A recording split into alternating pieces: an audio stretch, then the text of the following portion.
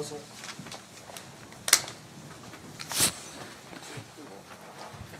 Anybody else need a Russell?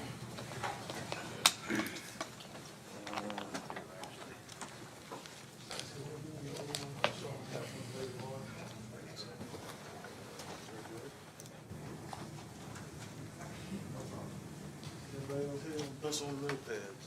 Very good.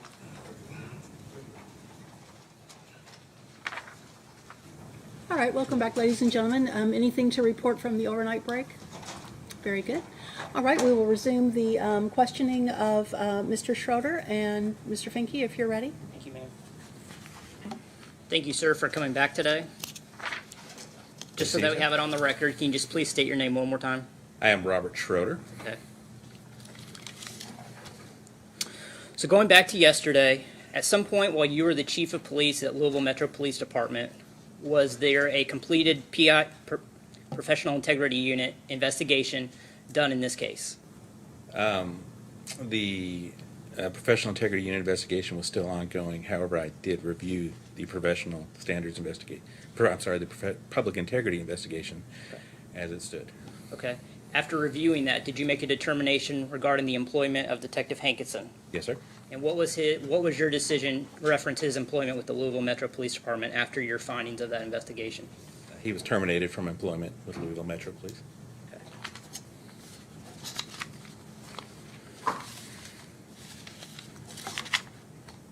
Thank you, Chief. I think that's all the questions I have. No questions. All right, thank you, and you can step down. Okay, thank you, ma'am.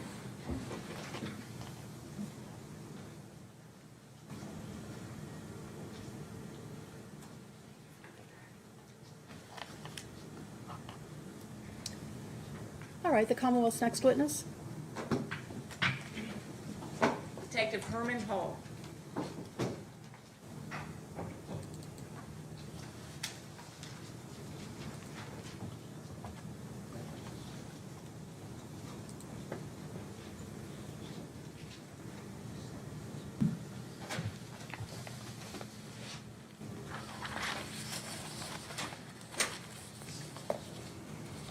If you'll raise your right hand, please. Do you solemnly swear the testimony you're about to give will be the truth, the whole truth, nothing but the truth, so help you God? I do. Thank you.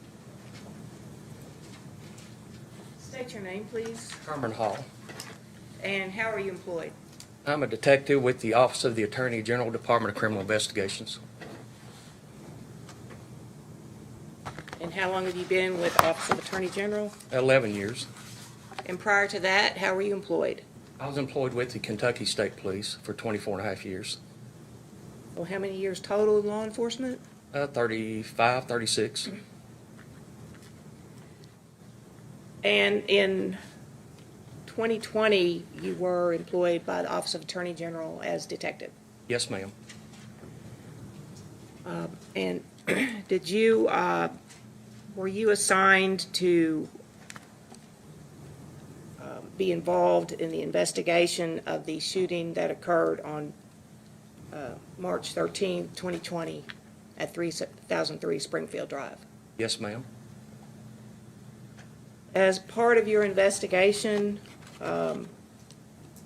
did you conduct an interview with Mr. Aaron Sarpe? Yes, ma'am, I did.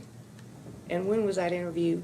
It was June the 26th of 2020, and the time was right at 11 o'clock a.m. And where was that interview conducted? It was conducted at our office in Louisville, 310 Whittington Parkway. So it was an in-person interview. Yes, ma'am. And during that interview, did you ask Mr. Sarpe if when he was inside apartment 8 and heard banging or knocking, if he heard any words being said, such as "it's the police" or "it's the cops"? Several times, yes, ma'am. And how did he respond? He responded that he did hear the knocking and police. And you did record that interview? Yes, ma'am. And have you reviewed that recording? I've reviewed parts of it, yes, ma'am. And that part where he indicated that he did hear the knocking and announcing of police? Yes, ma'am. So that's a fair and accurate depiction of the interview, that portion of the interview. It is. So at this time, we'd move to play that recording, which would be Commonwealth's Exhibit 148. No objection. All right, it will be so admitted.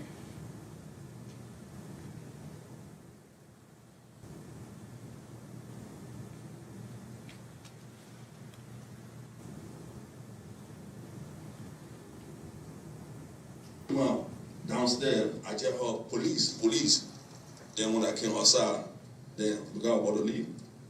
And the guy said, oh, go by inside, go by inside. So when I went by inside, it didn't take that long. When they went off. Okay, so before you opened the door to leave, you heard somebody say police, police. Yeah, they said police. Did you hear any knocking or anything? I'm not sure, but it been so long. Yeah, and could you tell what direction Police the what? person was saying police, police? Did you know where he was at? Okay. If you walk in that apartment, right? Mhm. Like this, and this, on the step, that on the, is the apartment complex. Yes, sir. There's another apartment this way, there's another apartment this way. The police, they walk in on the wall like this, going to the apartment, because they were going to the court. Can you pause it for a moment, Sure. please? They're not ready to. Pause it. Yes, yes, ma'am. Can I get another notepad? Sorry. I think another legal pad is what she said.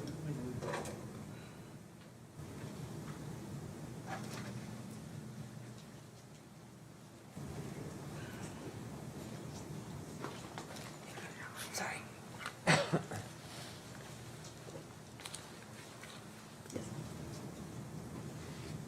If you walk in that apartment, right? Mhm. Like this, and this, on the step, that on the, is the apartment complex. Yes, sir. There's another apartment this way, there's another apartment this way. The police, they were in on the wall like this, going to the apartment, because they were going to the court, elect. Sure. They're not ready because they don't know what was going on. So, and soon I opened the door, that's the time I said, go inside, go inside, go inside. Boy, they were in flat vest. Yeah. With the police. Sure. Yeah. So they had the police vest on, they had the police Yeah, on front and yeah. stuff, and you heard them before you opened the door. Yeah, So the door was closed, yeah, they were close. and you could hear them saying police, Yeah, police. yeah. Because the apartment complex, the door right there, and my daughter stuff up on the table, I'm getting ready to go. Sure. Soon when I open the door, that's it, And that's when they told you to get back yeah, inside. back inside. Did you have a conversation other than, No,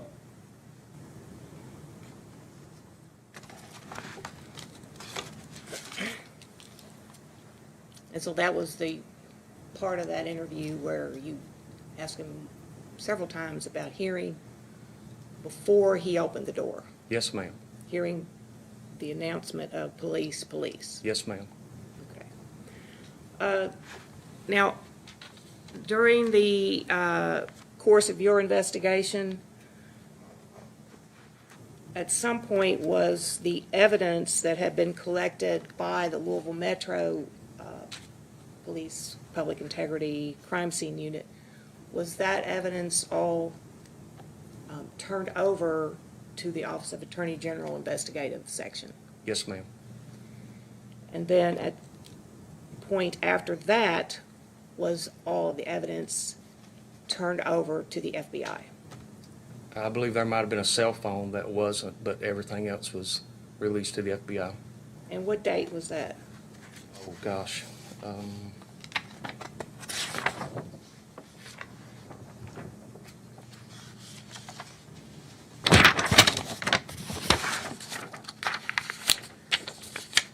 If you need to look at a supplement Yes, ma'am. to verify that? May I approach the witness? You may.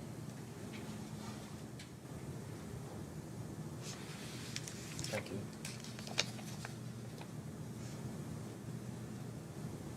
That was Thursday, June the 25th of 2020, in 2020. I believe that's the initial obtaining of the evidence.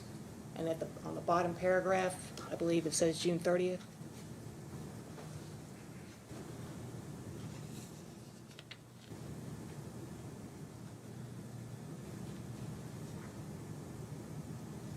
Oh, that was released to the FBI on June the 30th. Okay, And so everything was released to the FBI on June 30th, 2020? Yes, ma'am. Okay. That's all the questions I have. Thank you.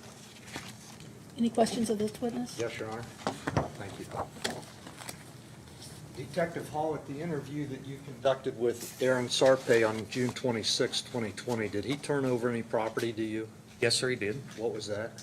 It was a rifle casing. What type of rifle casing? I don't know the caliber.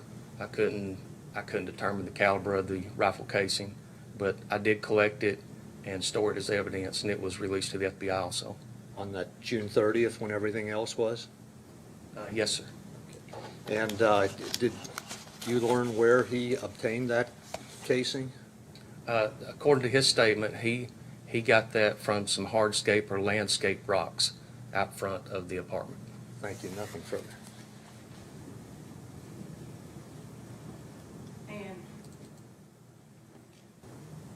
Mr. Sarpe told you that during his interview on June 26th. Yes, ma'am. And then did you ask him, did he have it with him that day? He did, yes, ma'am. And so you asked him to give it to you? Yes, ma'am. And could you tell what kind of casing it was? It was rifle casing. I couldn't tell the caliber. And he told you he found it outside in the gravel or the landscaping area Yes, ma'am. in the vicinity of where he had parked his Sequoia? Yes, ma'am. And then you, along with, you put it in evidence at the Office of Attorney General, Yes, ma'am. and then it was included in all the evidence that was turned over to the FBI. Yes, ma'am. Great, thank you. Nothing further? Did he say when he found it? He wasn't really specific on the date that he found it. Just while he was picking up his daughter one day, he just found the rifle casing in the landscape rocks and picked it up. All right, you can step down, thank you.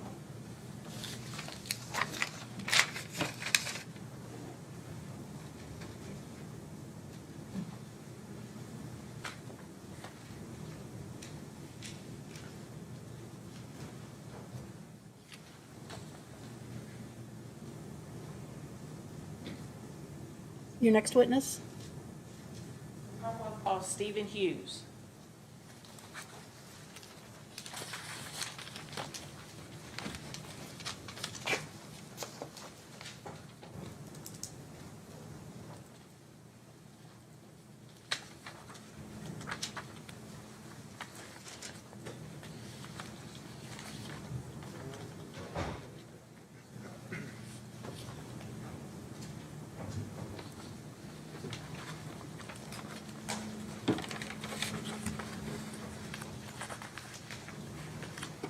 If you'll take a seat, please. And if you'll raise your right hand. Do you solemnly swear the testimony you're about to give will be the truth, the whole truth, nothing but the truth, so help you God? I do. Thank you. And you may remove your mask while you're testifying if you wish, but you're not required to.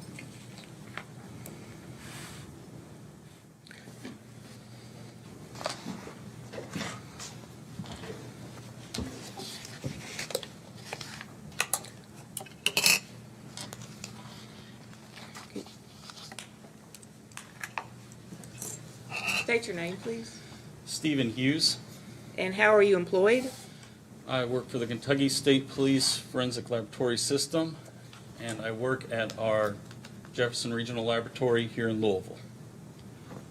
And what is your position there?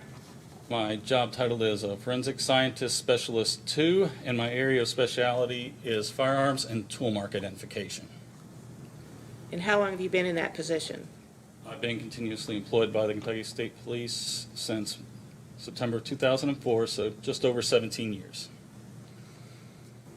What is your educational background? I received my degree, Bachelor of Science degree in criminology from the University of Louisville in May of 2004. And have you received training in the field of firearms examination? Yes, when I was hired in September 2004, it was as a firearms and tool mark examiner trainee. I entered into an apprenticeship-style training program, and for firearms and tool mark examiners, it's a minimum of 2 years on-the-job training underneath a qualified firearms and tool mark examiner. During my training with the Kentucky State Police, I was also one of 12 firearm and tool mark examiner trainees selected to attend the ATF's National Firearms Examiner Academy. This is an annual academy hosted by the Bureau of Alcohol, Tobacco, and Firearms, where they sent me training work to do at the State Police Laboratory, as well as about 5.5 months training at the ATF laboratory in Washington, D.C.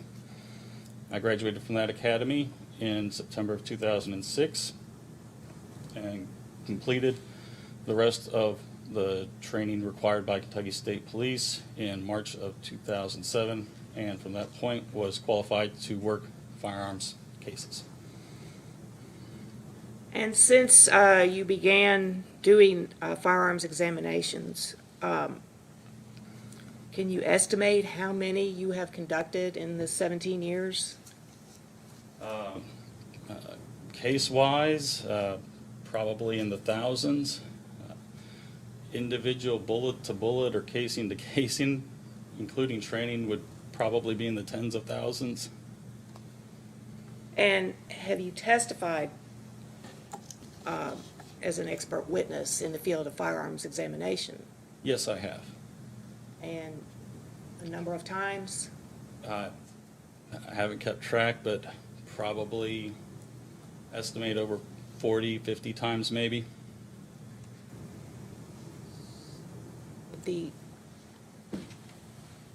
Judge, I will stipulate Mr. Hughes' expertise. All right, thank you. Thank you. Now, your lab is a Kentucky State Police lab. Where is the central lab for Kentucky State Police? The central laboratory is in Frankfort, Kentucky. And there are regional labs? Yes, our laboratory here in Louisville is one of those regional laboratories. Were certain items submitted to you at your lab here in Louisville by Louisville Metro Police for analysis in this case? Yes. And did those items include a number of bullets, bullet casings, and firearms? Yes, there are several bullets, fired cartridge casings, and firearms. Now, specifically, and if you want to refer to your report, feel free to do that, was an item, a gun that was labeled by your lab as item 1 submitted. Yes. And that, what was a pistol? What kind of pistol was that? So that item is a Glock brand 40 Smith & Wesson caliber semi-automatic pistol, model 22, generation 4. Serial number was LMPD 0256.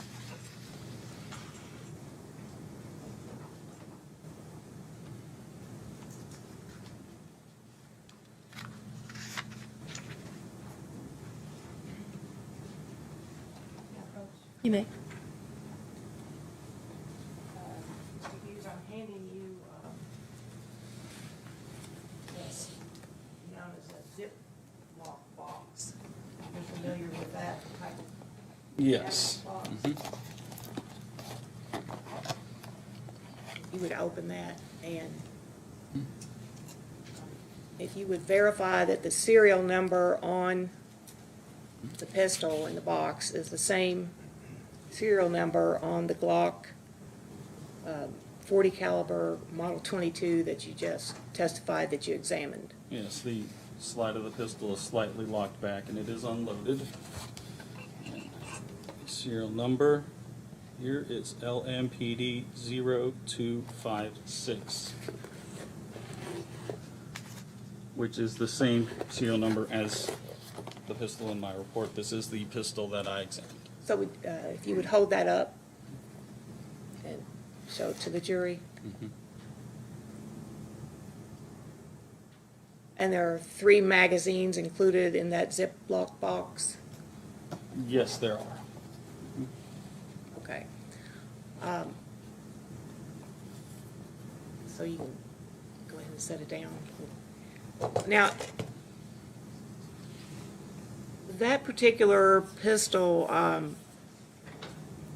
you said it's a .40 caliber manufactured by Glock. Yes. Did you, to begin with, did you examine the gun to see if it was functional? Yes. Whenever any firearm comes into the laboratory, it goes through a series of checks to see if it is functional and if it is safe to test fire. This includes checking the barrel to ensure it's unobstructed, checking to see if the action will cycle in a semi-automatic pistol when you pull the slide back and release it, see if it cocks the internal firing pin in this gun, and pulling the trigger does release that striker. All these checks for this pistol, I found it to be functioning properly and would have been and was safe to test fire.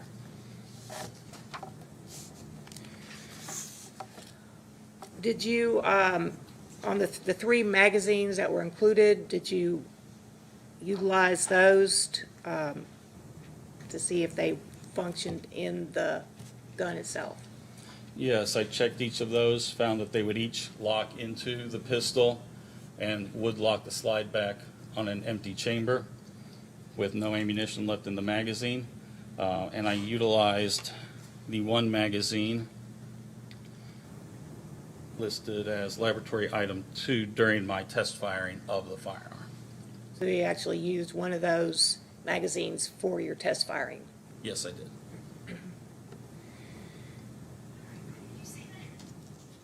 The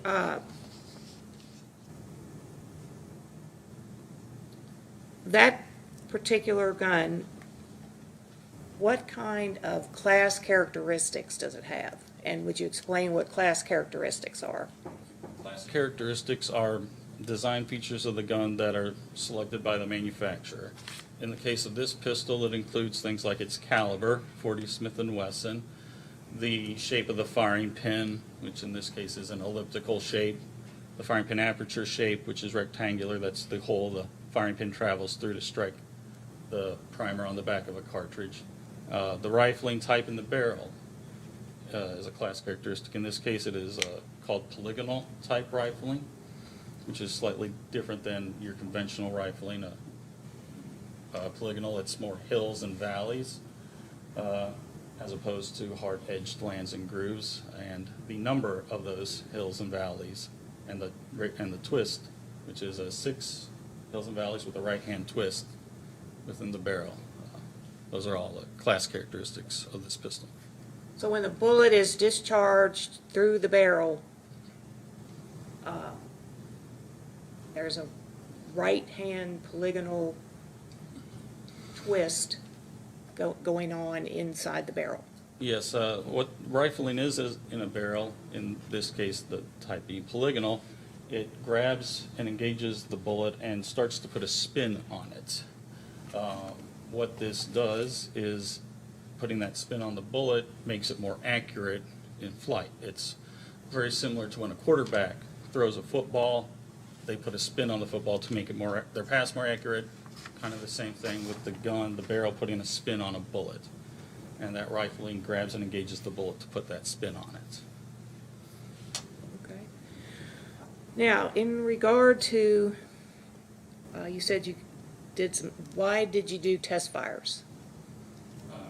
I test firearms so that I can have known test standards, known bullets, and known cartridge casings that I know I fired in this firearm, so that I can then compare those in the laboratory to any fired evidence that was submitted for comparison to it. Now, concerning the, you were given a group of 10 casings in the evidence submitted by Louisville Metro Police, which had been retrieved from the scene at apartment 4 and apartment 3 from that entire scene. The 10 casings numbered according to your lab numbers would begin with lab number 11. You have that there? Yes. And those, your lab numbers compare to the Louisville Metro Police numbers. And so I want to go through each one of those casings. First of all, your lab number 11, Yeah. which is, what is that item? That is one fired .40 Smith & Wesson caliber cartridge casing, and the submitting agency LMPD item number for that would be item 23. And that has been already testified about and photographs admitted that that is also equal to marker 1, the shell casing from the parking lot. Now, what is item number 12 on your report? 12 is the same. It's one fired .40 Smith & Wesson caliber cartridge casing, LMPD item number 25. Which is also marker 3, a shell casing from the parking lot. What is KSP lab item number 13? It is the same one fired .40 Smith & Wesson caliber cartridge casing, LMPD item number 26. Equals marker number 4, another shell casing from the parking lot. Excuse me, Your Honor. Okay. Judge, we are willing to stipulate that these 10 casings are found in the parking lot, so we don't have to go through one at a time. I want to equate them to the marker numbers so that we can have that frame of reference as to where they were. Item 14, is that another 40 caliber Yes, another casing? 40 caliber casing, LMPD item number 27. That is also marker 5. Item 15, And the same, fired .40 caliber cartridge casing, LMPD item number 28. and that would be marker 6, also parking lot. Item 16, Same fired .40 Smith & Wesson cartridge casing, LMPD item number 29. and 17, that was marker 7. Item 17, The same fired .40 Smith & Wesson cartridge casing, LMPD item number 30. and that's marker 8. Item 18, Same .40 caliber cartridge casing, LMPD item number 31. and that is marker 9, which the jury has heard was found under the tire of the Roto-Rooter van. Item number 19, Same fired .40 Smith & Wesson caliber cartridge casing, LMPD item number 32. and that would be marker number 10, also in the parking lot. Finally, the 10th casing, item number 55. Lab item 55, one fired .40 Smith & Wesson cartridge casing, LMPD item number 87. And as has been testified, that item did not have a marker number as it was found underneath a van parked in the lot. Now, you tested all 10 of these casings to determine if they were in fact fired from this gun. Yes, in the laboratory, I use what's called a comparison microscope.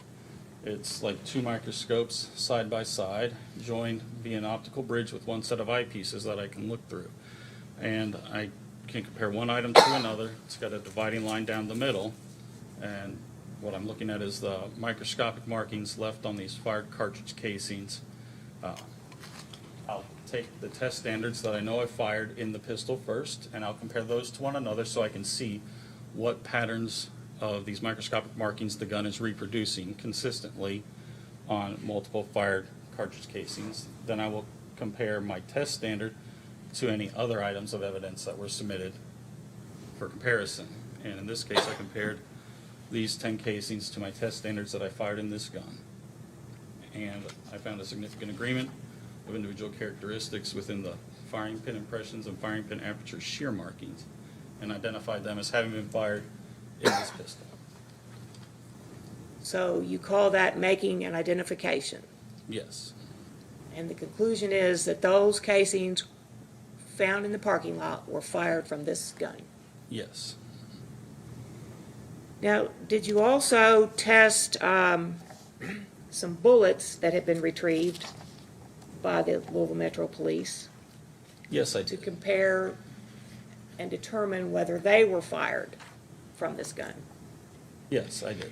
So the first one I would ask you about is your lab number 9, item 9. Yes, laboratory item 9, 1 bullet, LMPD item number 21. Which has been testified was a bullet found on the dining room table in apartment 3.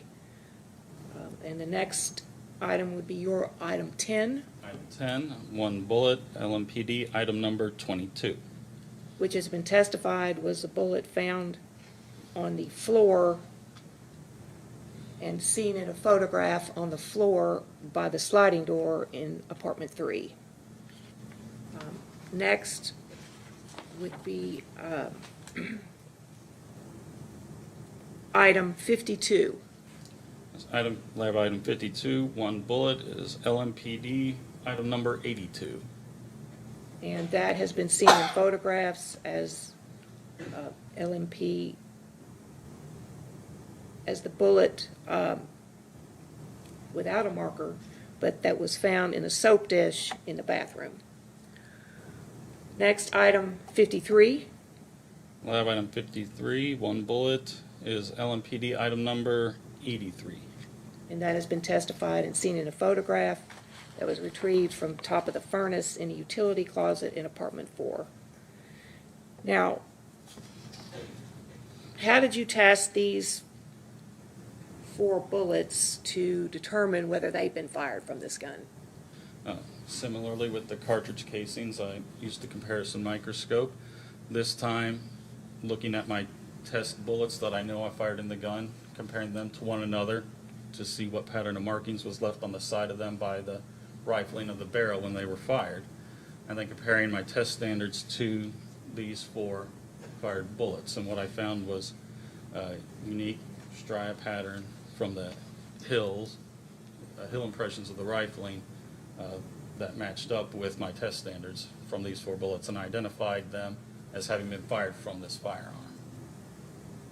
When you say hill impressions, can you explain what that means? Yes, the hills, they're the high spots in the barrel that impress into the sides of the bullet to engage it, to put that spin on it as the bullet's fired and forced down the barrel. Microscopic imperfections within the barrel will leave scratches or striations down the side of the bullet in these hill impressions as it is forced down the barrel of the gun. And it's looking at the microscopic scratches left on the sides of the bullets, comparing one to another on my microscope is what I'm looking at to see if I see that same pattern of scratches that I do on my tests as to the fired bullets. So each gun has a unique way of leaving these microscopic markings? Yes, there are microscopic imperfections incidental to the manufacturing process within the barrel of firearms, even within the barrel of this firearm, which I verified by producing a silicone barrel cast, extracting it, and microscopically examining that to find microscopic imperfections not running parallel with the rifling that these bullets are scraping against as they travel down the barrel. And you made an identification of these 4 bullets that they were fired in this gun? Yes, I did.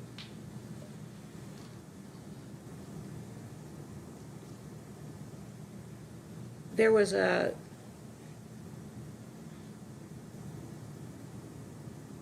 fifth bullet that was submitted to you, item 49. Laboratory item 49, a bullet, LMPD item number 79. And that would be marker 47, a bullet from the top dresser drawer of the south bedroom in apartment 4. Were you able to make an identification on that particular bullet? With that bullet, I was not able to identify or eliminate it as having been fired from this pistol. Okay. You did the same comparison as you did with the other ones? Yes, I performed the same comparison, comparing it to my known test standards that I fired from this gun, but I didn't see the same level of correspondence that I did between it and my test standards as I did the other bullets. All of those class characteristics were the same. The caliber, a .40 caliber class, 6 polygonal hills and valleys with a right-hand twist. But I did not see those microscopic stria pattern quite the same. It didn't line up as well as it did on the other ones. So it was inconclusive. Okay. Now, turning to another examination you did on another gun that was submitted to you, item 45, and it would be another report, I believe, report or case number 20J1677, report 3. Report 3.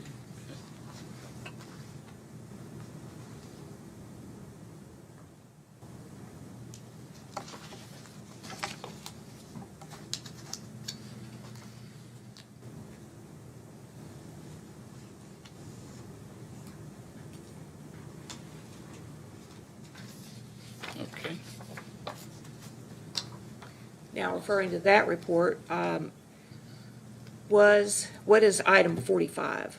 Item 45 is a Glock brand 9mm Luger caliber semi-automatic pistol, model 43X, serial number BLLF733.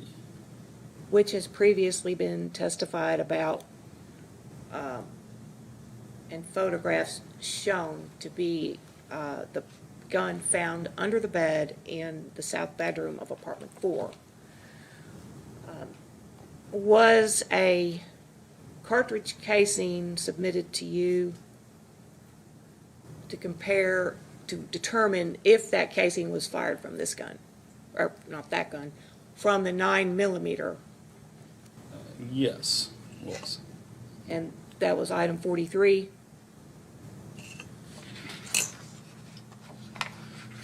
Yes, item 43 of that lab number, LMPD item 70, is one fired 9mm Luger cartridge casing. And that has been testified, was retrieved from the hallway of apartment 4. What did you determine in regard to whether the 9mm casing was fired from that Glock 9mm pistol?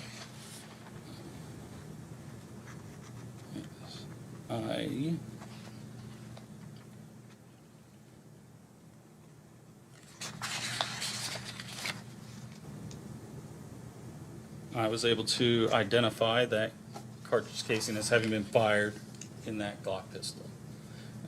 Did the same examinations as I previously described by test firing that pistol in our laboratory firing range, getting known cartridge casings that I knew I fired in the gun, examining them on my comparison microscope first, and then comparing the fired casing submitted for comparison, and I found the same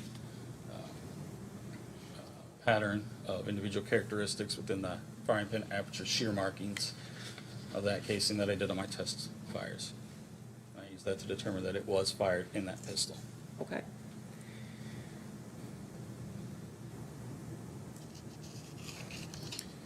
Referring you back to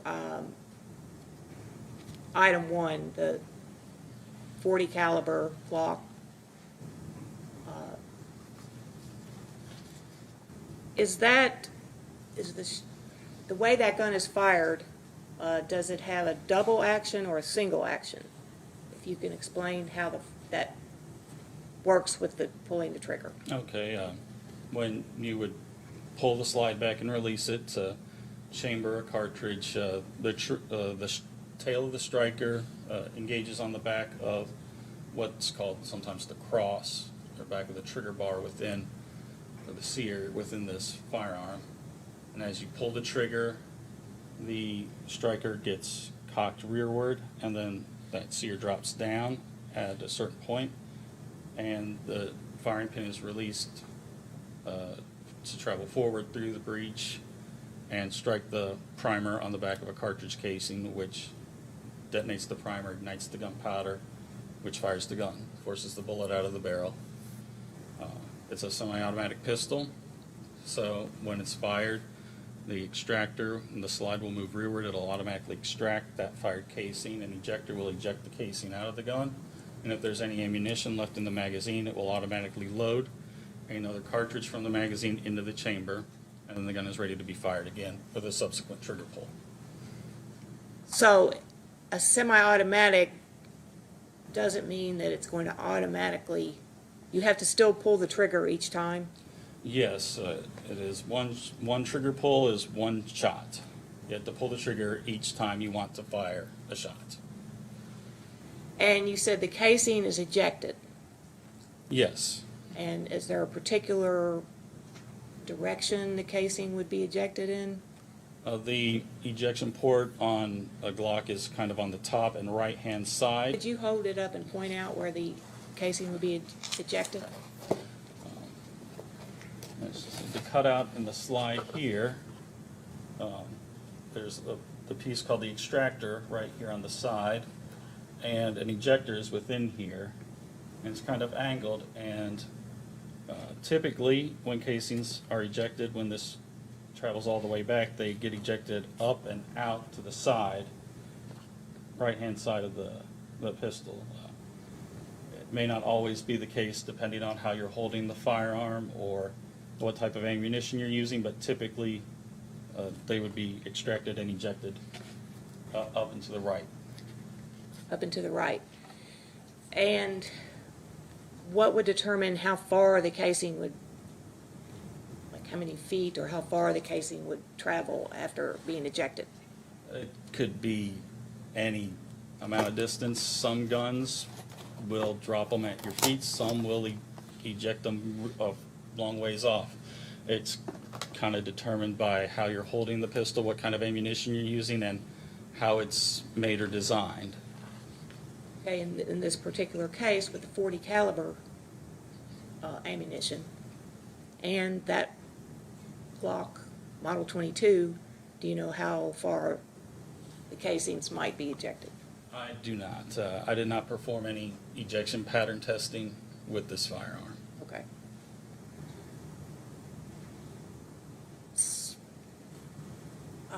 If the shooter is standing in one place, would you expect the casings to be ejected in the same general area? You can expect that, but it's not always the case. It can vary firearm to firearm.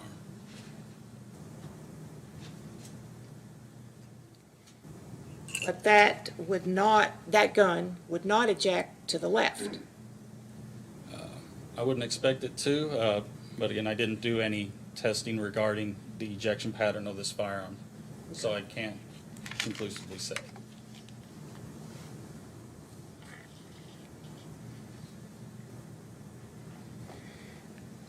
Thank you. That's all the questions I have. Cross-examination? No questions. All right, you can step down, thank you.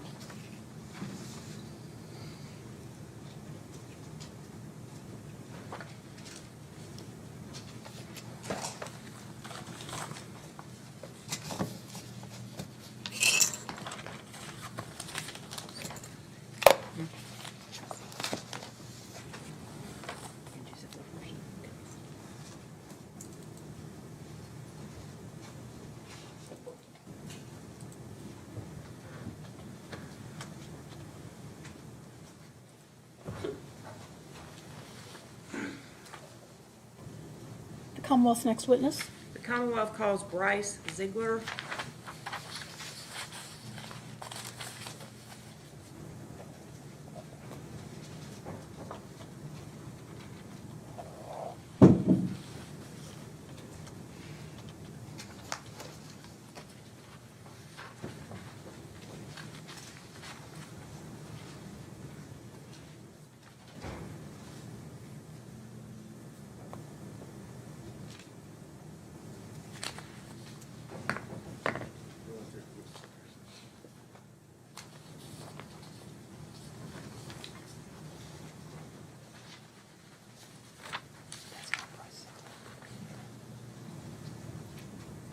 I'm sorry. I said Bryce Ziegler. Rice. I haven't seen none of it. Sorry. Actually, we'll, He's in we'll the go lobby. ahead and call. Okay. We'll, Jane, we'll wait on Bryce Ziegler. All right, so do you want her to remain? Miss Whaley, do you want her to remain? I'm sorry. Do you want her to remain? Yes. All right, sorry. He's in the lobby. We'll go ahead with Ms. Jones. All right, if you'll go ahead and take a seat, please. And if you'll raise your right hand. Do you solemnly swear the testimony you're about to give will be the truth, the whole truth, nothing but the truth, so help you God? Yes, I do. All right, and if you wish to take your mask off while you're testifying, you may. You're not required to.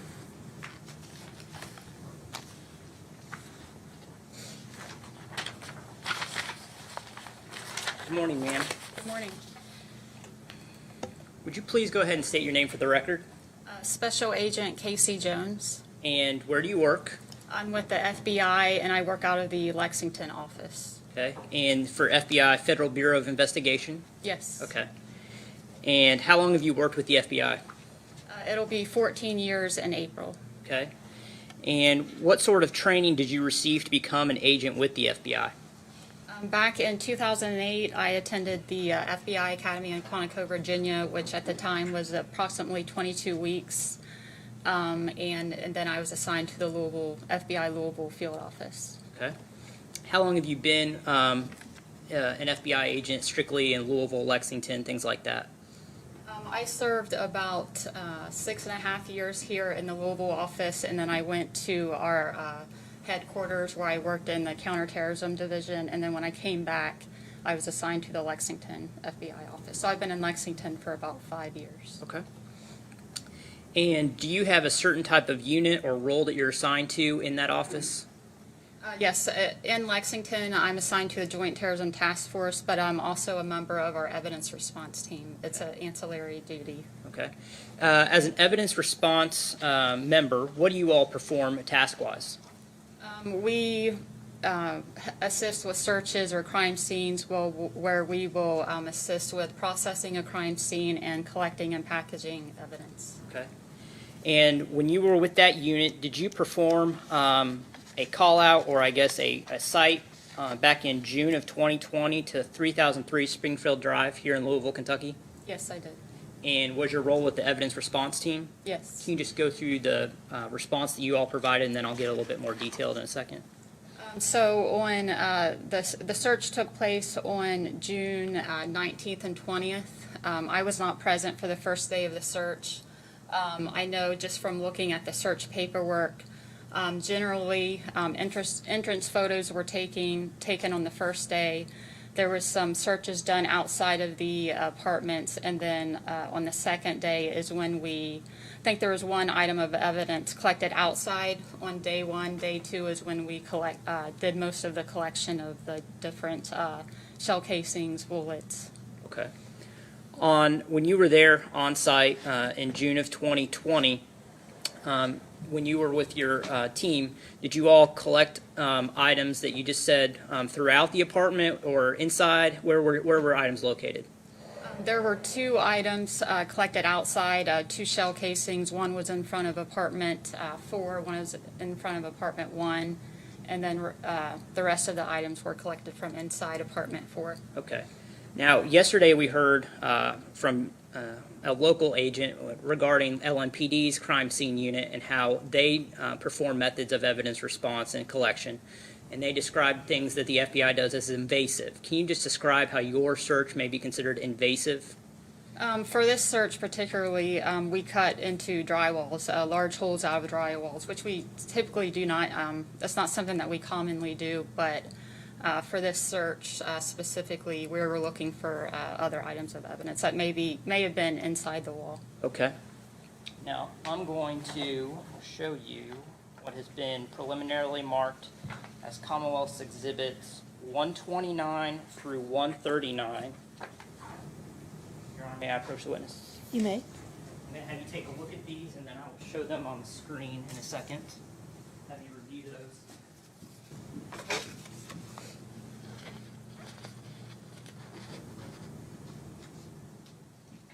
I'll also also give you a laser pointer here.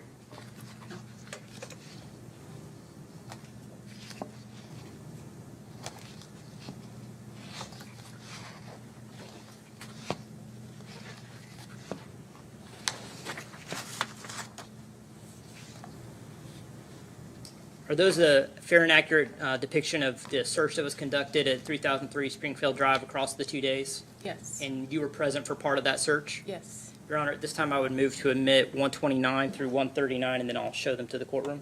No objection. All right, they'll be so admitted. So I gave you the laser pointer if you need to point anything out, but not required. So in these photos that we'll start with, Exhibit 129, what is this that we are looking at here? So this is the room that we labeled as A, which it's the, I would call it maybe like the small dining area just outside of the kitchen. Okay. Are you familiar with what is on the other side of this wall that we're looking at? I believe it's another apartment. It would have been apartment 3. Okay. Okay. The area that is cut out, is that what you described earlier? So the small area down by the cabinet, that was already cut out before we got there. Okay. When we get to that point, please point out the FBI's. Okay. What is this? So those are just 3 holes that are in the wall of room A. Okay. And what is on the lower portion by what I would call the bumper? A small hole that goes into the wall. Okay. So is there a total of 4 holes? Yes. Okay. Just a close-up? Yes. Okay, Exhibit 131. Exhibit 132, is that? Just a close-up. Okay, now what are we looking at here in Exhibit 133? So those are, and I wasn't part of this part of the processing of the crime scene. We had a unit that specializes in bullet trajectory work. They had deployed to Louisville for this part, but this just shows trajectory rods going into the wall. Okay. And is that drywall that's been cut? Yes. Okay. What is this of?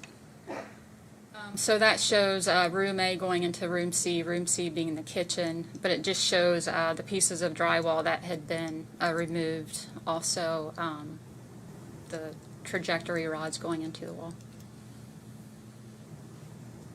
135, what are we looking at here? So this is room K, which would have been, I would classify it as a spare bedroom. Okay. And what task was FBI performing in this room? This is just a picture of 2 holes going into, it's room K, but the adjoining wall would be room H, which is I would refer to the master bedroom. Okay. And then it's just a picture of that wall in detail? Yes. 136, 137, is this the same detail? Yes.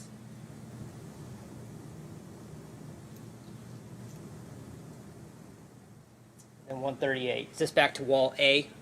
Yes. And then, like you said, adjoining this or backing onto this, there's another apartment? Correct. Show you. What are we looking at here? These are just different bullet fragments. Okay.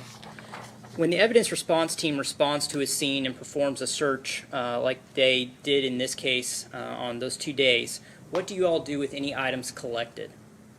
So each item of evidence, in this case, I think we had 16 items of evidence. So each item is packaged and numbered, but packaged separately. Okay. When you package them, are they sent to local or where are they sent? It really just depends on what we're wanting to get from the item of evidence. In this case, I know several items of evidence were sent to our lab in Quantico.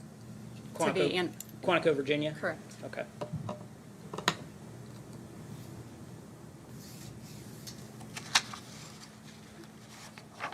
After sending them off to Quantico, did your evidence response team have any further involvement with this apartment on 3003 Springfield Drive? No.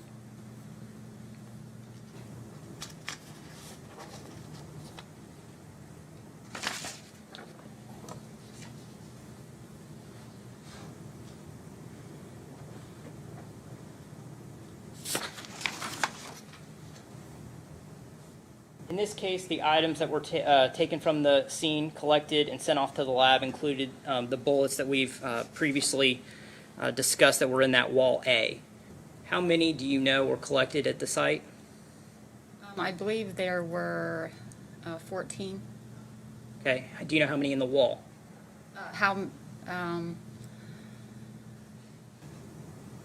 Just in the wall and from room A or total from the whole apartment? Just the dining room. So the dining room, there would have been just one item collected from that wall. And then onto the bedroom? So I know item, FBI lied about them 12 and 13. Were those located there? okay, so I know, if I can go down the list, it may be easier. So item 1 was a shell casing found outside. Items 2 and 3 were the window and a screen from bedroom K. Item 4 was another shell casing that was found outside. Item 5 was pulled from a stud in the wall of room A. Item 6 and 7 were pulled from. Item 6 was pulled from room E, which was a small closet. Item 7 was pulled from a stud in room C, which was the living area. Item 8 was pulled from the wall in room D, which was the hallway. Item 9 and 10 were pulled from the wall of room D, which was the hallway, at the end of the hallway in the wall. Item 11 was pulled from the hallway underneath the carpet pad. 12 was pulled from the stud in the wall of room H, which was the master bedroom. Items 13 and 14 were pulled from underneath the carpet in the hallway. And item 15 from the wall in room H, which was the master bedroom. And then 16 was from the wall from room J, which was the master bath. All those items were sent to Quantico? Yes. Okay.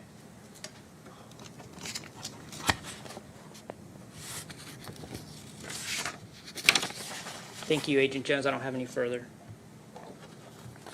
Cross-examination? Thank you, Judge.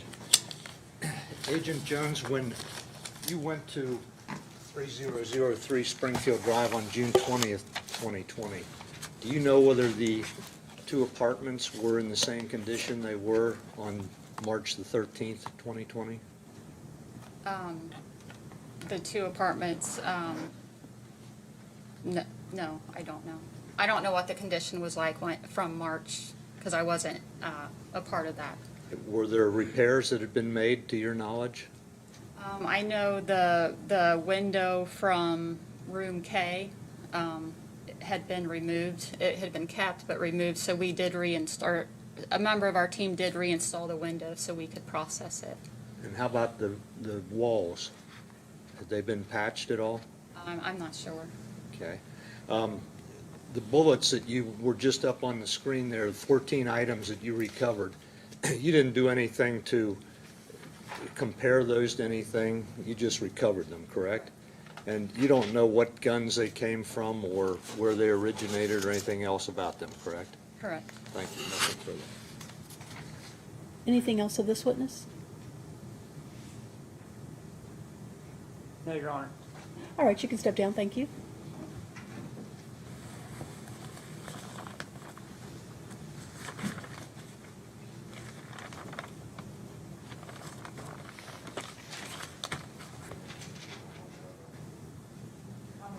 Bryce Ziegler.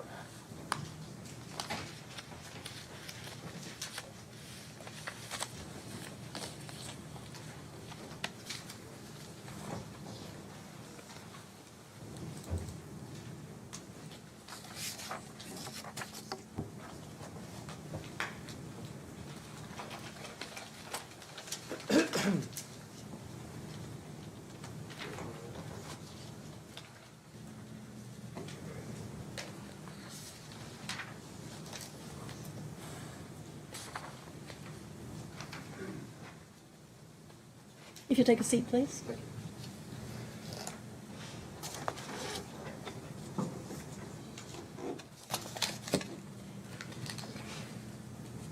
And if you'll raise your right hand. Do you solemnly swear the testimony you're about to give will be the truth, the whole truth, nothing but the truth, so help you God? I do. Thank you.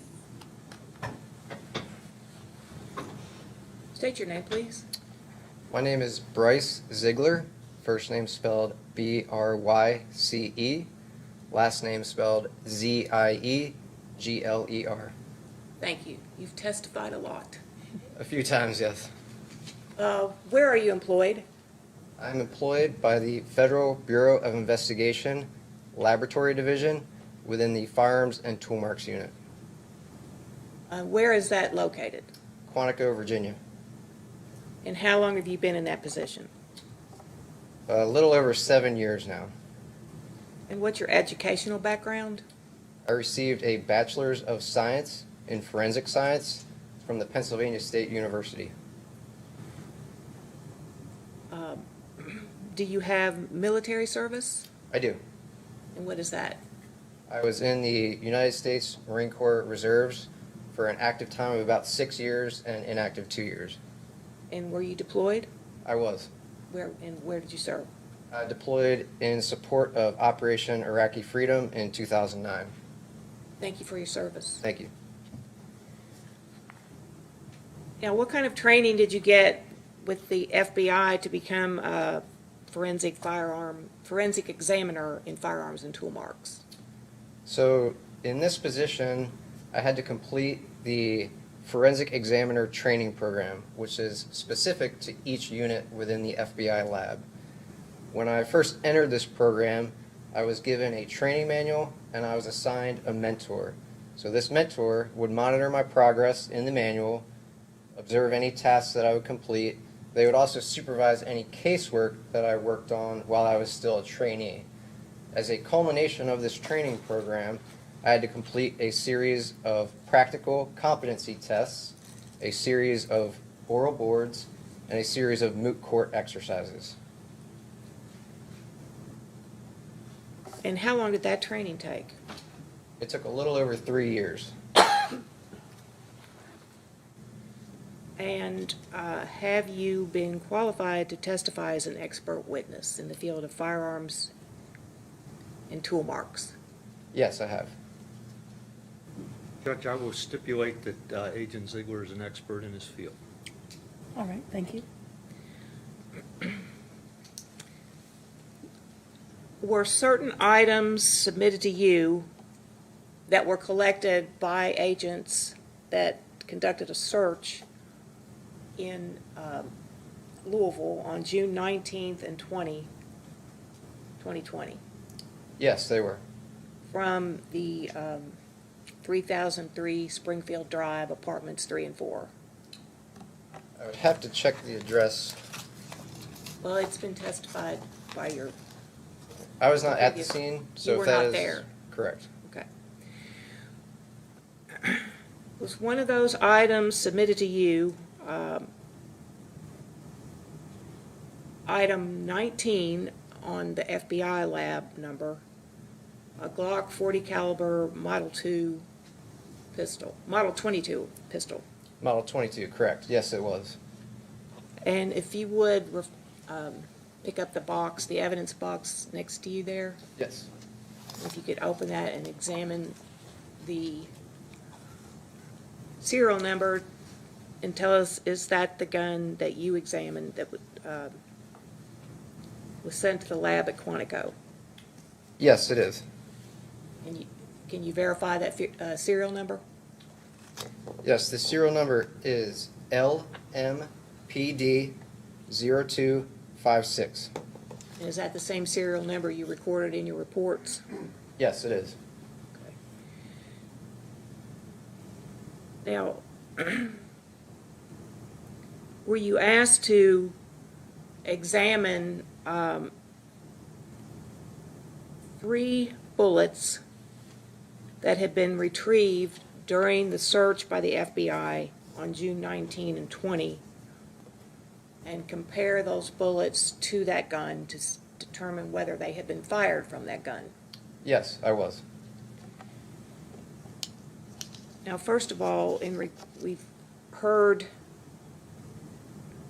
your counterpart with Kentucky State Police firearms examination describe that gun as having a rifling pattern, or describe it as having a polygonal rifling pattern of 6 hills and valleys that make a right twist.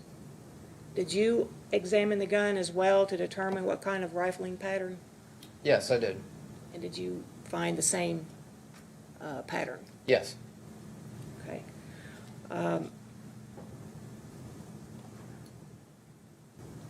Now, that is a .40 caliber. That's correct. 40 Smith & Wesson is the... What does caliber refer to? The diameter of the bullet or the diameter of the barrel? It's both, actually. It's the approximate diameter of the barrel. So a .40 caliber cartridge is going to be designed specifically to be chambered in that particular pistol, so that the bullet is going to be the same approximate diameter, 0.4 inches. So it's 0.4 inches diameter of the bullet, Correct. as well as the inside of the barrel. Correct. Okay. So now, referring to those 3 bullets that you examined that had been retrieved, item 3, according to your report, was a bullet retrieved from the stud in the dining room of apartment 4, which was referred to by the FBI personnel that collected it as room A. You have that in your report? Yes, so the description that was given to me is bullet from wall in room A. Okay, and that's item 3? Correct. And then the next bullet is item 12, according to your lab report, which was pulled from inside a wall in the south bedroom, which was described as room H Correct. on the FBI report. Yes. And then item 13 was also a bullet pulled out of the wall in the south bedroom, also room H. Yes, that's correct. And the jury has seen photos of the bullet defects in the wall of the south bedroom. What did you do in order to determine whether those 3 bullets had been fired from this Glock? So the first thing that I had to do was actually take the firearm to a room in the laboratory which has a bullet recovery tank, which is a large water tank. So I actually had to collect test fires from the firearm by shooting it into the water and retrieving those projectiles. So those projectiles now become my knowns. Because I physically shot this firearm, I know they came from this gun. And the water takes away the energy of that bullet, and it drops to the bottom of the tank. So now I know when I look at that bullet under the microscope, the only marks I'm looking at came from the barrel, not because it hit a wall or a piece of plywood or some intermediate surface. So the first thing I had to do was collect my knowns from the firearm. I then would compare these knowns to the evidence items that were submitted in the case. And how do you go about doing that comparison? So the first thing I'm going to look at are the class characteristics. So these are some things we've already discussed. The rifling in the barrel, the number of lands and grooves, the rotation of those lands and grooves. Do they twist to the left? Do they twist to the right? As well as the caliber, so the approximate diameter of those bullets.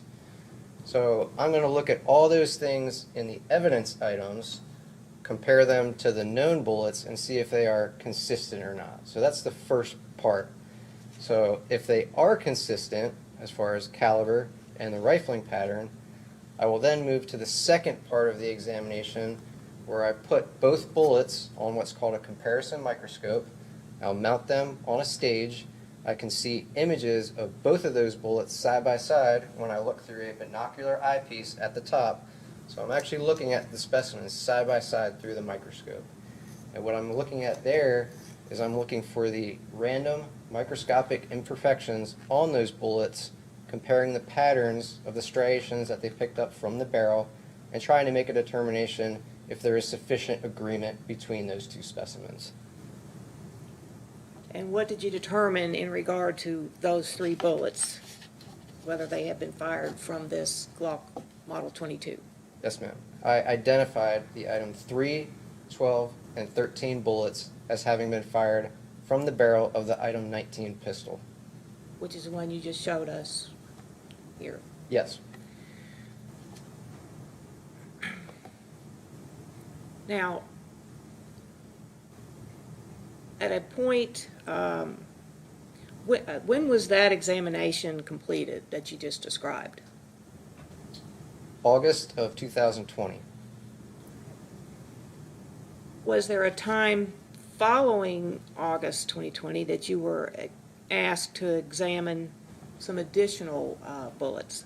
Yes, there was. So if you would refer back to your report for that, second testing, was one of the bullets you were asked to examine item 29, and which was retrieved by Louisville Metro Police from the dining room floor of apartment 4. Yes, so item 29 is just the jacket of a bullet. A bullet typically contains 2 components. The inside is going to be a lead core, and it can have a variety of different metals on the outside, but copper is a very common bullet jacket material. So in this case, the lead core had fallen out due to impact or for whatever reason, but I was still submitted an intact bullet jacket, which is still the portion that comes in contact with the barrel. So I was still able to use that for a comparison. And what did you find when you compared it to your test fires from the Glock Model 22? Using the same process, I identified the item 29 bullet jacket as having been fired from the barrel of the item 19 pistol. Okay. And you did the 2 casings, and you said they were 223 caliber, That's correct. and those are rifle casings? Typically, there are rifle cartridges, yes. And what did you do? Did you have any gun to compare those to? No, ma'am. Nothing was submitted? No.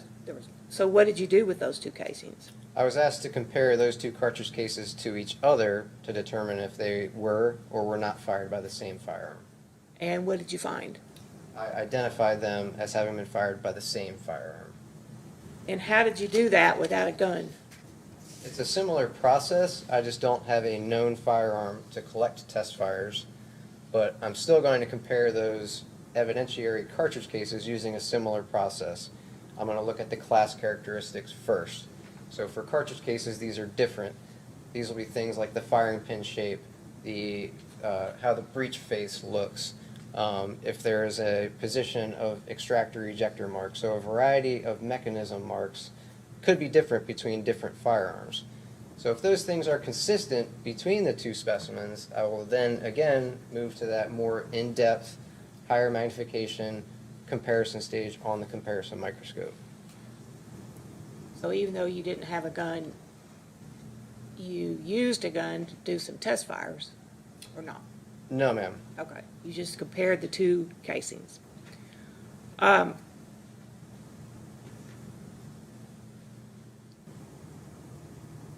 Now, of all of the bullets that were submitted to you for testing, and I think those were the only, those 2 casings you just testified about, those were the only casings submitted to you. I received all of the cartridge cases, except I was only asked to examine these 2. The rest, to my understanding, had been previously examined. And of all the bullets and casings submitted to you for testing, other than the 2 rifle casings you just testified about and the 9mm bullet that you testified about, what caliber were all the other casings and bullets? I would have to refer to my notes for the other cartridge cases because, again, I was not asked to examine those. But all of the bullets were able to be classified as either 40 caliber or 9mm. And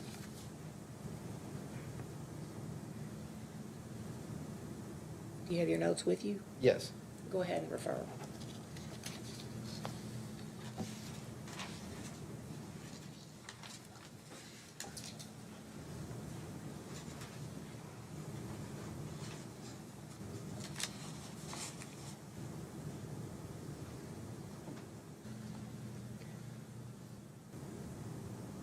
This will be a fairly lengthy list.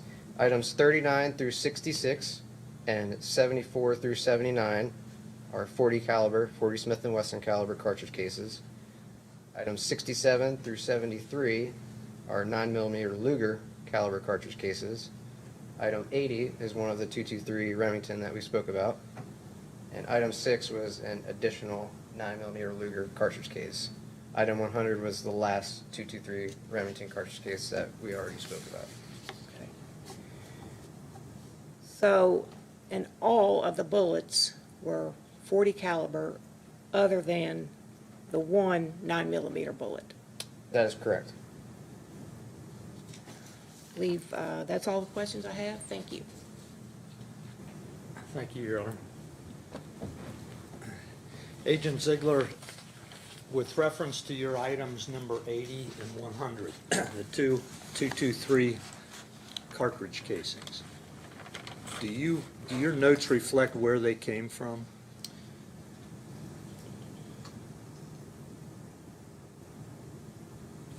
No, they do not. So sometimes in the lab, I'm not given that background information. I'm just told, here are 2 cartridge cases, examine them, formulate a conclusion. So in this case, that is not in my item listing. Okay. What type of weapon would fire such a bullet? It is commonly a rifle cartridge, commonly seen in AR-15s. Those types of firearms can also be in a pistol configuration, but it's a common rifle cartridge. In your comparison, you didn't have an AR-15 to test fire and make any comparisons with, correct? That is correct. But you also were able to compare the 2 cartridges and determine they were fired from the same weapon, wherever that might be. That is correct. Thank you. Nothing further. Anything on redirect? All right, you can step down. Thank you. Thank you.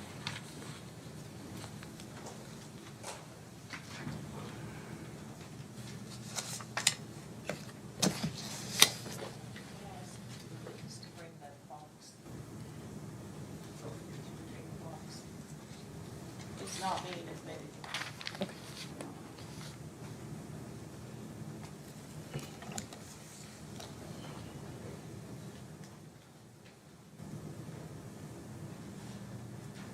All right, ladies and gentlemen, we've been going for about an hour and a half. Let's go ahead and take a break for 15 minutes. It's 11 o'clock, and we'll need to return at 11:15. Please remember the separation admonition. All rise for the pardon of jury.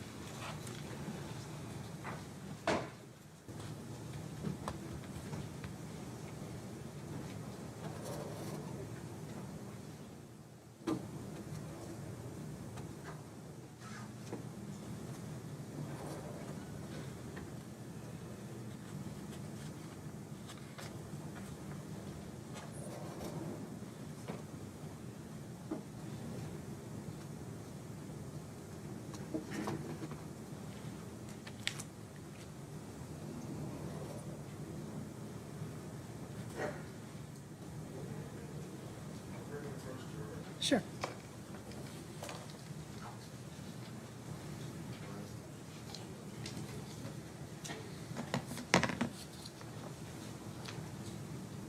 Okay, if you'll come on up, and counsel, if you'll come up, please. And you in the courtroom can be seated.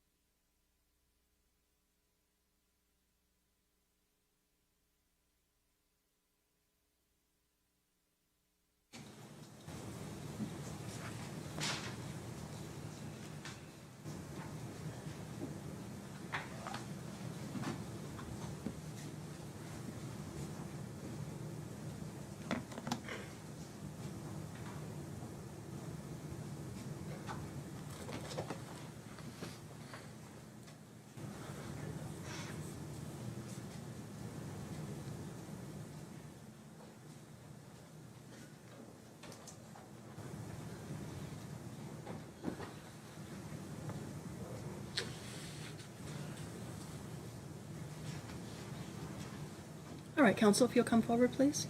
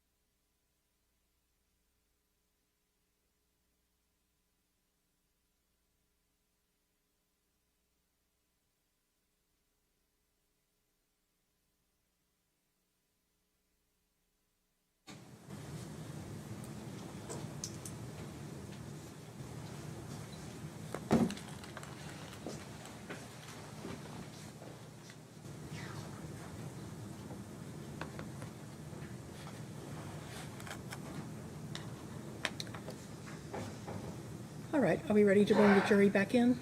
Yes, Your Honor. Okay.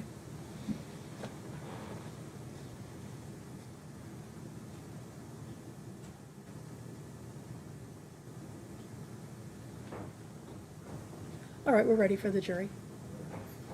At this time, cell phones on vibrate or silent, and all rise for the jury.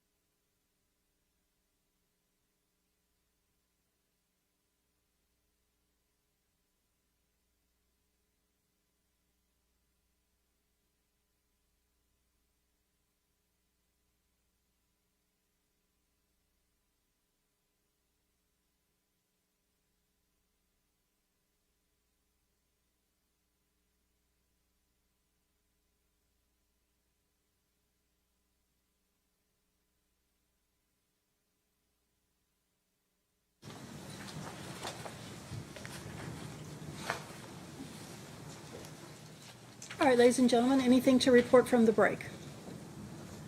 All right, if the Commonwealth will call its next witness, please. Yes, Your Honor, it's going to be Michael Van Arsdale.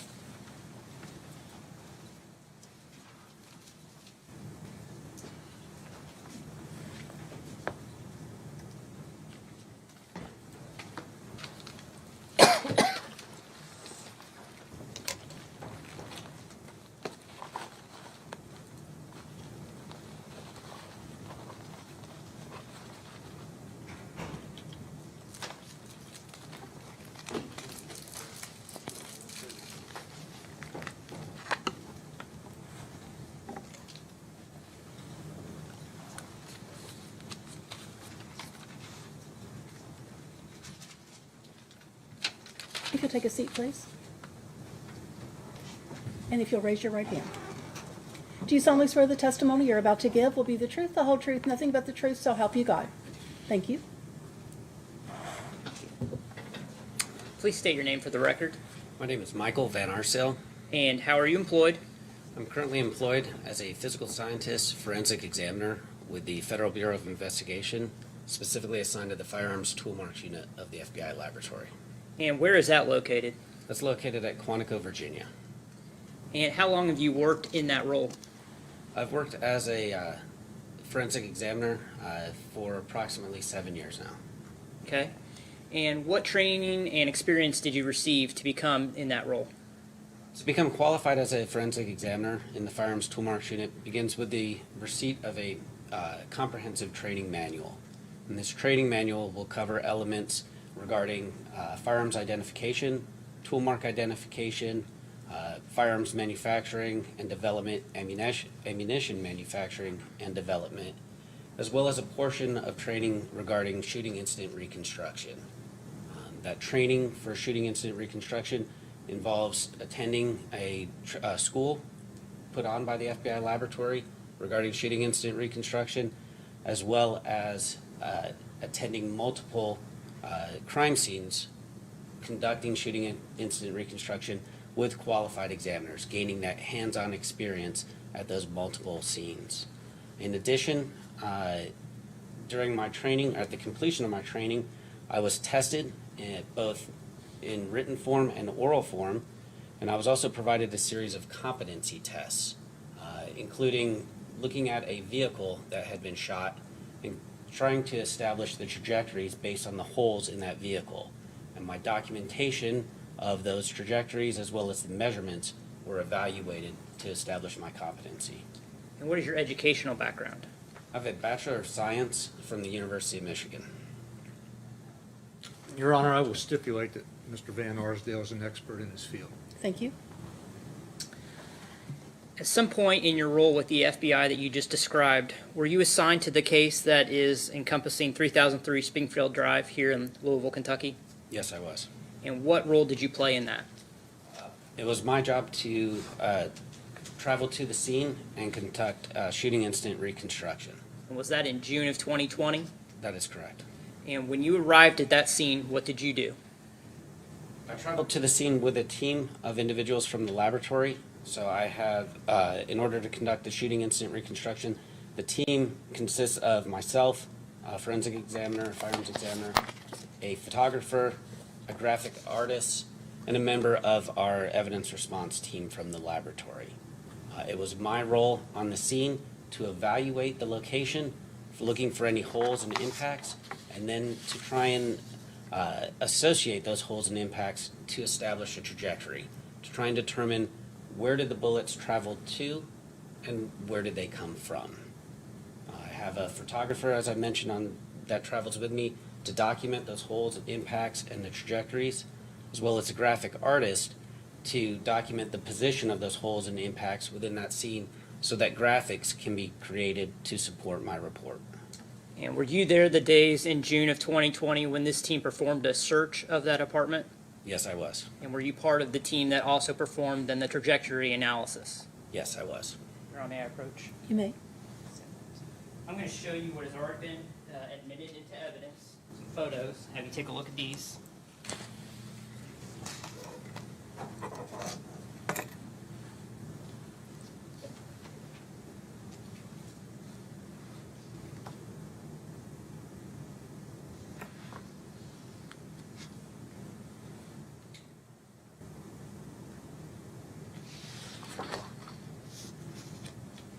Are these a fair and accurate depiction of the search team and then the analysis that you performed?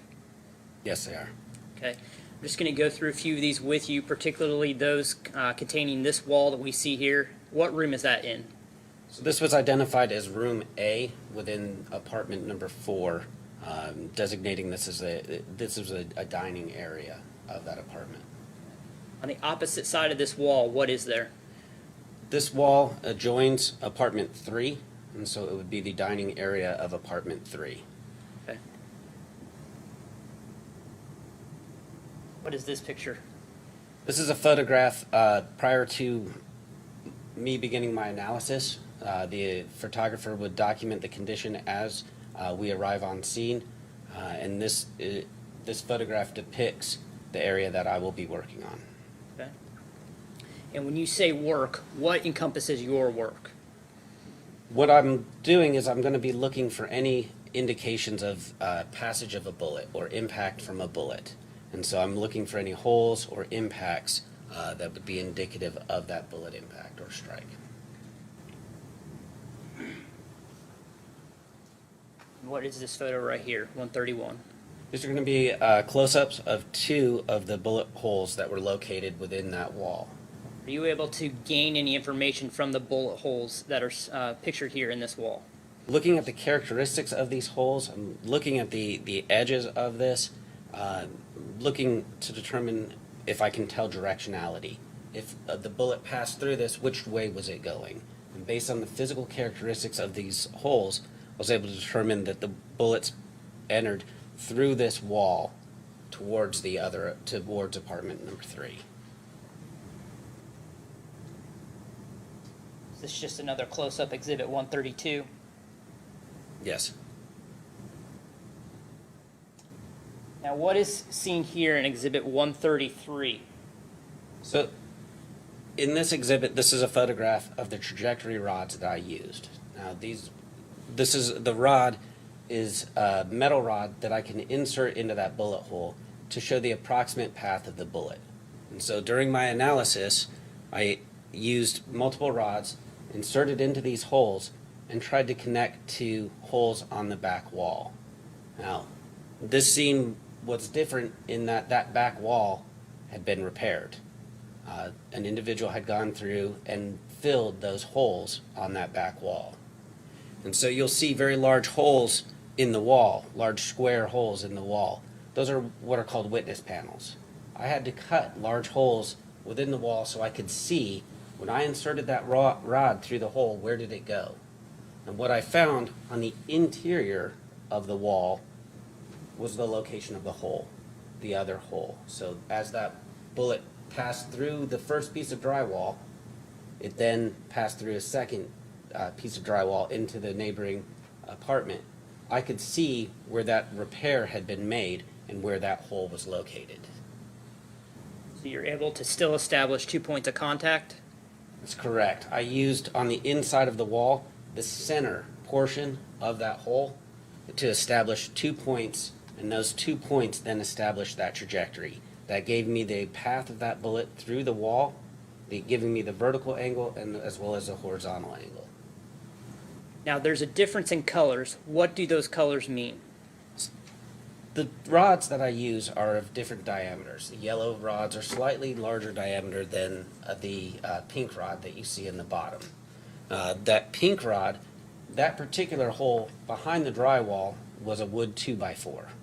Now that bullet passed through the drywall and then through that 2x4. Now the wood for a 2x4, when a bullet passes through wood, sometimes that wood will open up to allow the passage of the bullet, but then shrink back down. And so I used a smaller diameter to follow the path of that bullet through that 2x4. It was easier to move that smaller diameter than to use one of the larger diameter yellow rods. Now, we've previously had the FBI testify that a stud was pulled out of the wall. Where is that located in this picture? Behind the trajectory, Your Honor, if I... There's a laser pointer up there if you need it. Behind the trajectory here, this impact, this hole led to an impact within a stud inside that wall. Within that impact was a bullet. And that's the bullet that was taken to Quantico and tested? Yes, that's correct.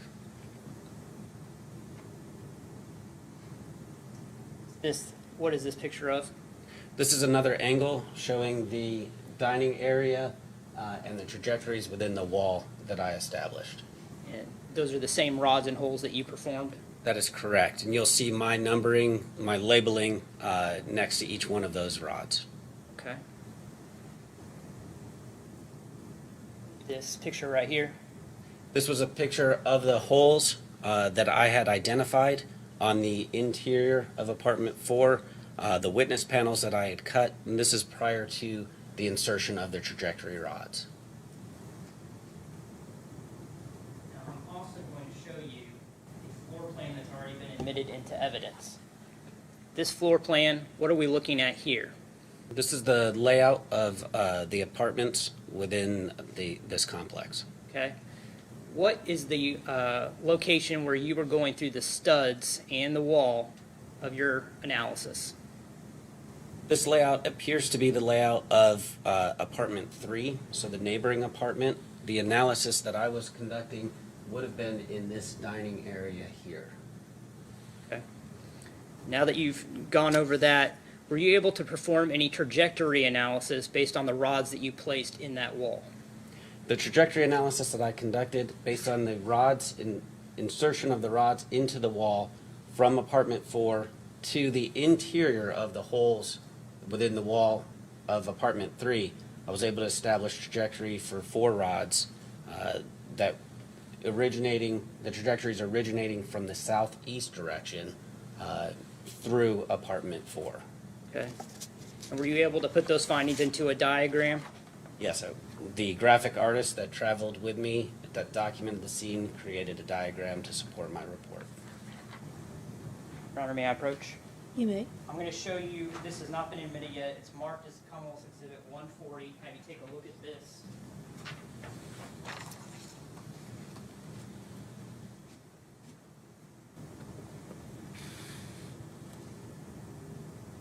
What are we looking at here? This is the diagram, one of the diagrams that was created by that graphic artist to support my report. And what you will see on this diagram. Now, I'll bring it up in just a second. What I was going to ask you next, the diagram that we're about to see, the analysis that you just went over for that wall, was that analysis performed throughout the apartment in this case? Yes, it was. And was all that analysis documented and reported in the diagram that we're about to see? Yes. At this time, Your Honor, I would move to admit 140, and I will show it on the screen. No objection. All right, it'll be so admitted.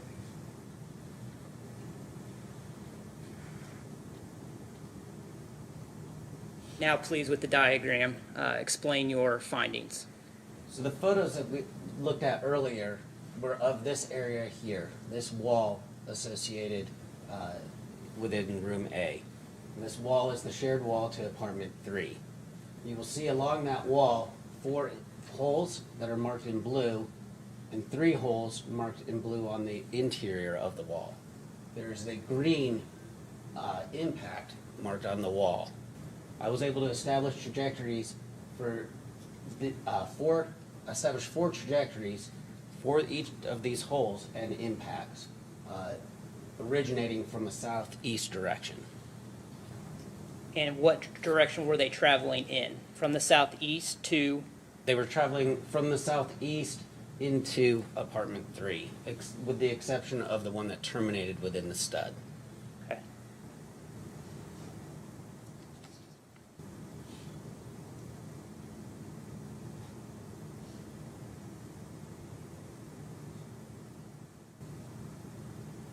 The other lines throughout this diagram, obviously the ones that you've documented here, are those documenting all the other trajectories that you performed of other directions occurring in this case?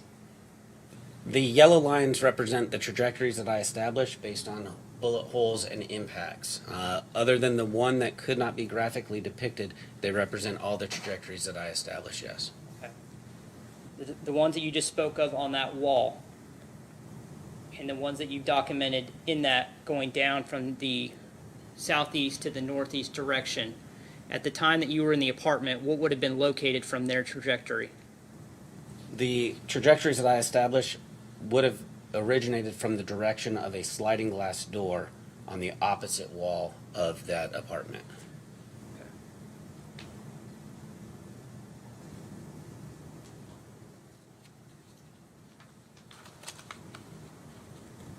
And then just to touch one last time on those other lines that we see going in, I guess, a west to east pattern, those would have originated based on your analysis here, and where would they have been located? The origin of the trajectories moving along the hallway would have originated from the direction of that door. Okay. And what door is that? That would be the main entrance door to the apartment 4. And based on your diagram here, there was never a origin of trajectory located anywhere in the common area living room. Did not establish an origin within the common area of the living room. Thank you very much. I don't think I have any further questions. Cross-examination? Thank you. Sir, what is your proper title, agent? No, sir. It's a physical scientist, forensic examiner. Okay. I'm going to just call you Mr. Van Arsdale, okay? Thank you. I just have a couple questions. In your examination of apartment 4, did you determine a trajectory for any bullets that went through the ceiling? Yes, I did. And how many were those? There were 2 trajectories through the ceiling. Where did those originate, if you know? They originated from the direction of the front door. And where did they end up, if you know? One of those went through the apartment above, apartment 4, and exited out the roof of the building. And the other one entered into the apartment above and possibly terminated within an object within that apartment. Thank you. I have nothing further. Anything else of this witness? No, Your Honor. You may step down, thank you.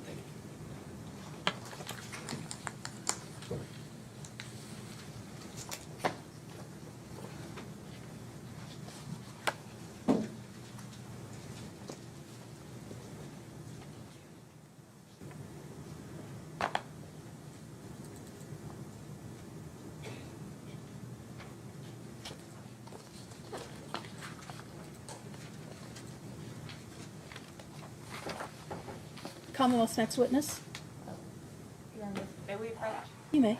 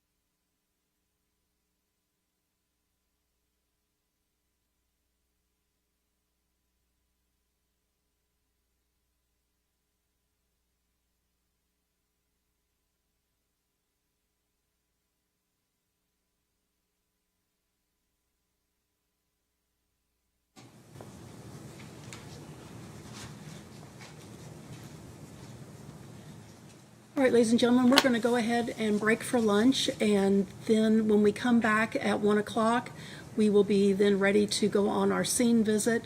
But Deputy Sheriff Anthony will give you some directions regarding where you go from lunch, and then we'll all gather together and leave together to go for the visit to the scene. So please remember the separation admonition, and have a nice lunch, and I will see you back here at 1 o'clock. All rise for the recording of jury.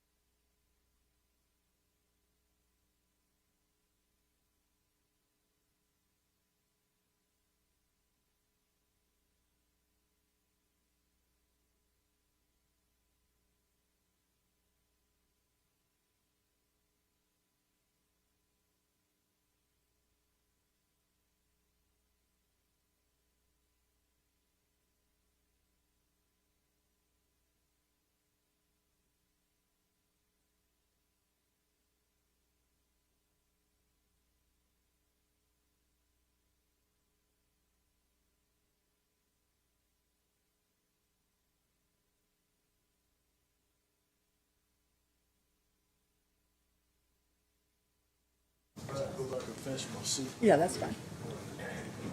Hold on, I'll finish for you. All right, we're back on the record, but out of the hearing of the jury. Okay, so I guess one thing you all wanted to talk about was, are we bringing the jury back into the courtroom after we go to Springfield Drive? We don't necessarily have to, I just need to know what to tell them when to come back to court next week. That was going to be my next question, as far as Monday or Tuesday or. Yeah, so how are we looking with witnesses and scheduling? We have 4 more, one of which will be, well, 2 will be a little, one's another firearms instructor, 2 short for,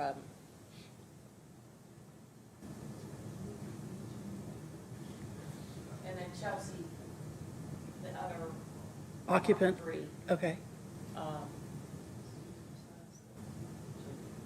and one other patrol officer for the body cam that was out back. okay, And then the other would be Cosgrove. Cosgrove, okay. So would it be possible to have a conference call hearing on Cosgrove's assertion on Monday On Monday? at some point? Yeah, we probably can do that. Do we know if his attorney's available? I just texted him. He hasn't responded.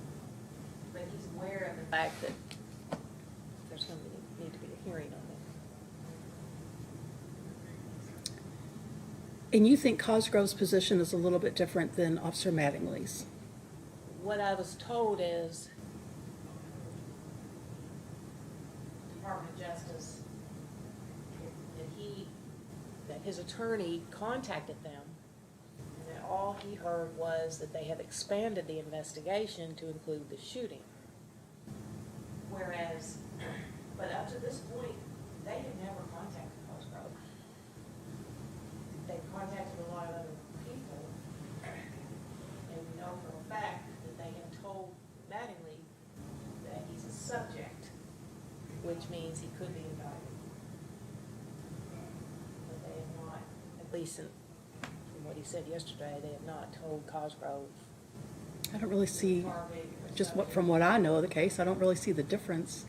I would think if somebody said to me, guess which one is more likely to be indicted, if there's going to be indictment, I would have thought it was going to be Detective Cosgrove and not Detective Mattingly. Well, there's a big difference between Mattingly and Cosgrove in relation to the whole case.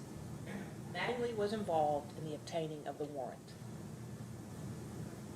He was directly involved with communicating with the Shively police regarding whether or not there were packages. Okay, And Cosgrove had nothing to do with any of that. I see. So it's not so much what happened at the scene as, And in the civil rights case, you have to make a direct connection from the original constitutional violation to the result. okay.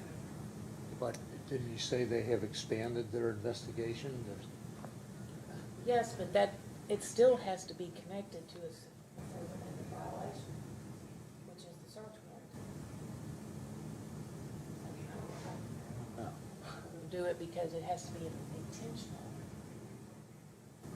not a wanton act. You have to intentionally violate the constitutional right. All right, so if you have 4, maybe 5 witnesses to go, and if Detective Cosgrove, let's just say he's going to be able to testify, at least to some extent, you can do all that on Tuesday. Where does that leave you with witnesses? I know you said a lot of your witnesses overlapped with the prosecutors. Yes, I think, obviously I'm going to put Brett on since I Promised. After a statement yesterday, I was reevaluating after playing the statement, but I did promise. So he'll be on, and beyond that, I'm not sure we'll have anybody else. So. Okay. So it sounds like we can probably wrap everything up on Wednesday. I really do like to do closings in the morning so that we can send the jury out. I imagine Mr. Hankison would probably be on the stand for a while. So I would rather wait till Thursday morning, do closings, send the jury out as quickly as we can. The other question I was going to raise was jury instructions. We need to talk about those. So if our witnesses would finish, they would finish Tuesday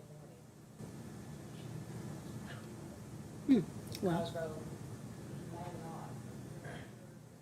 so maybe Mr. Hankison will go on the stand Wednesday or Tuesday afternoon, and then maybe we could close Wednesday. So are you guys not planning on calling Hoover?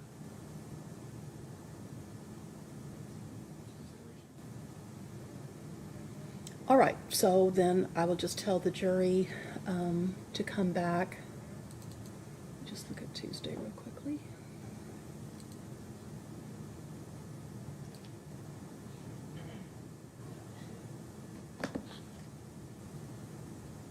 Guess I scheduled nothing for Tuesday morning. So just our normal time, Tuesday at 9:30. Let's see, was there anything else we needed to talk about?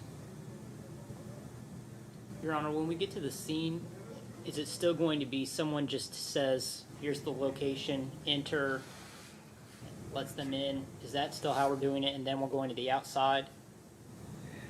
I thought maybe Detective Hall was just going to lead the way into Okay. the apartment building, Okay. and we'll just follow him through the two apartments. Okay. And then he'll lead out and then lead around the building. Okay.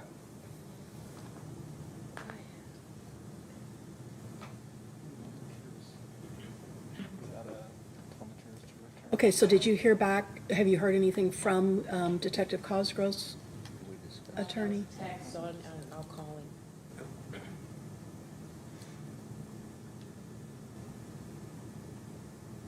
Your Honor, I think there was Deputy Anthony mentioned the possibility of the jurors returning home after the site visit or returning to the courtroom and.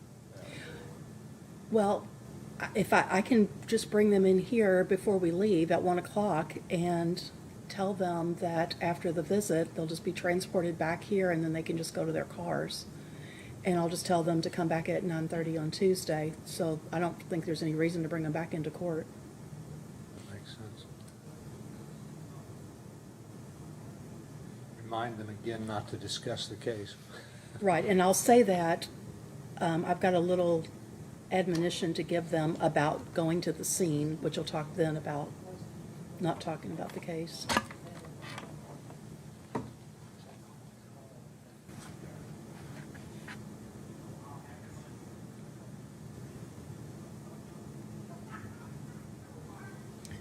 So maybe Monday, if we do this with Detective Cosgrove, maybe we could also at least begin talking about instructions and see what's being requested. But you all don't want to be here Monday, right? You just want to call in? I don't blame you. Can't really fault you there.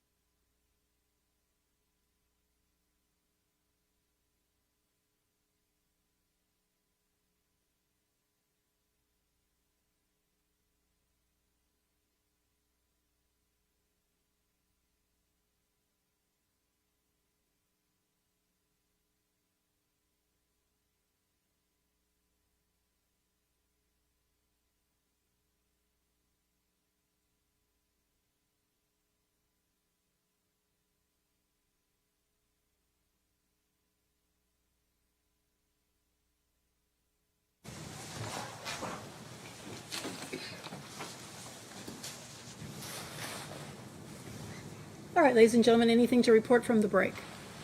All right, I do need to give you an admonition prior to us going out to the scene, and here is that admonition. The purpose of the view of the scene is not to supply evidence, but to present the physical facts in order that you, the jury, may understand the situation there and appraise and apply the evidence that you hear in the courtroom in a more intelligent way. While at the scene, you are not to speak about what you observe to each other, to the parties or their attorneys, or to anyone else. So when we go out there, you're not going to be given any instruction from anyone. No one's going to say, you need to look at this or you need to look at that. Hopefully you have seen enough in this trial from the photographs, the diagrams, heard enough from the witnesses that when you go into the apartments, when you are outside of the building, you'll be able to recognize those things that you need to recognize to assist you in viewing the evidence that you've heard here in the courtroom. So Detective Hall, who you heard from earlier, who is with the Attorney General's office, is going to lead the way through the tour. So he will direct us into the building and through the 2 apartments and then around the building, and then you will get back on the bus after that. I'm not saying that you can't talk to one another. You can talk to one another clearly when you're driving out, when you're driving back in, just not about the case, obviously. Then when you come back, we are done for the day after the scene visit. So I think what the bus will do is just drop you off at the parking garage. You won't even be brought back to this building. We will resume the trial Tuesday morning, not Monday. We're not coming back on Monday. We'll resume the trial Tuesday morning at 9:30 back in the courtroom to hear more testimony at that time. And so since we are not getting back together on the record in the courtroom, I need to remind you of the separation admonition for those 3 days, for today, then Saturday, Sunday, and Monday, when we're not together, to not discuss the case with anyone nor allow anyone to discuss the case with you. Don't do any independent investigation. Hopefully you've been given enough information both here and then what you're about to see this afternoon, and then report anything that you might have heard that you know that you probably should not have heard if you hear anything on the media to Deputy Sheriff Anthony when we come back to court on Tuesday morning at 9:30. All right, does anyone have any questions about any of this?